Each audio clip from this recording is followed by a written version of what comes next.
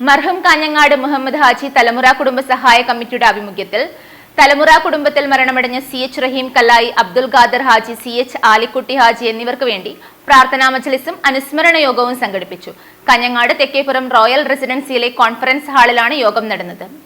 മർഹൂം കാഞ്ഞങ്ങാട് മുഹമ്മദ് ഹാജി തലമുറ കുടുംബ സഹായ കമ്മിറ്റിയുടെ ആഭിമുഖ്യത്തിൽ തലമുറ കുടുംബത്തിൽ മരണമടഞ്ഞ CH റഹീം കല്ലായി, അബ്ദുൽ ഖാദർ ഹാജി, CH ആലിക്കുട്ടി ഹാജി എന്നിവർക്ക് വേണ്ടി പ്രാർത്ഥനാ മജ്ലിസും അനുസ്മരണ യോഗവും സംഘടിപ്പിച്ചു.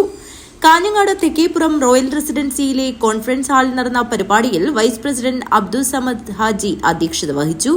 പുത്തൂർ പാർലടുക്കയിലെ വനിതാ ശരിയത്ത് കോളേജ് പ്രിൻസിപ്പൽ അബ്ദുൽ അസീസ് അഷ്റഫി യോഗം ഉദ്ഘാടനവും പ്രാർത്ഥനയ്ക്ക് നേതൃത്വവും നൽകി. കാണുന്നതിന് പകരം മുഖം നോക്കാതെ നടന്നിരുന്ന കാഞ്ഞങ്ങാട് പരിസരത്തെ ഏറ്റവും പ്രബലമായ ഒരു കുടുംബം, ബഹുമാനപ്പെട്ടതോടെ പിതാമഹൻ അഹമ്മദ് ഹാജിയുടെ 2000-ഓ 3000-ഓടോ വരുന്ന ആളുകൾ ഉണ്ട് എന്ന് അറിയിക്കാൻ ഇതിനു വേണ്ടി അശ്രാന്ത പരിശ്രമം നടത്തിയ 2 വ്യക്തിത്വങ്ങളാണ് പ്രിയപ്പെട്ട സ്നേഹനിധിയും ജ്യേഷ്ഠ സുഹൃത്തുമായ ബഹുമാനപ്പെട്ട ഹമീദ് ഹാജിക്കയുടെ പിതാവിന് പകരം പിതാവായി ജീവിച്ച ഹമീദ് ഹാജിക്കയുടെ പ്രിയപ്പെട്ട മകൻ അഷ്റഫ് ഹാജിയും, അതേപോലെ തന്നെ ഇന്ന് നമ്മുടെ കുടുംബത്തിൽ ഒരു തലമുറയുടെ അധ്യായത്തിന്റെ അവസാന വാക്കായി മാത്രം നിലനിൽക്കുന്ന എന്ന് പറഞ്ഞാൽ നമുക്കറിയാം പ്രിയപ്പെട്ട സഹോദരങ്ങളെ, ഒരു തലമുറയിലെ എല്ലാവരും ഓരോരോ സന്ദർഭങ്ങളിൽ ഇങ്ങനെ വിട പറഞ്ഞു പോയപ്പോ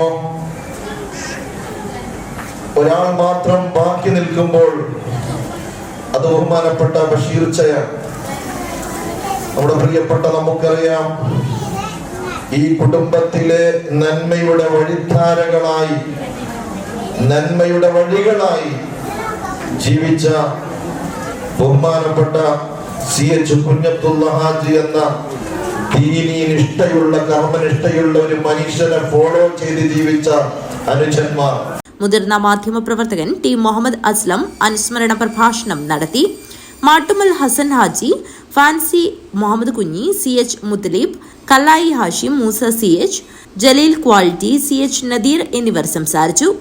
മദ്രസ പൊതുപരീക്ഷയിൽ വിജയം കൈവരിച്ച തലമുറ കുടുംബത്തിലെ 49 കുട്ടികൾക്ക് ക്യാഷ് അവാർഡും ഫലകവും സമ്മാനിച്ചു.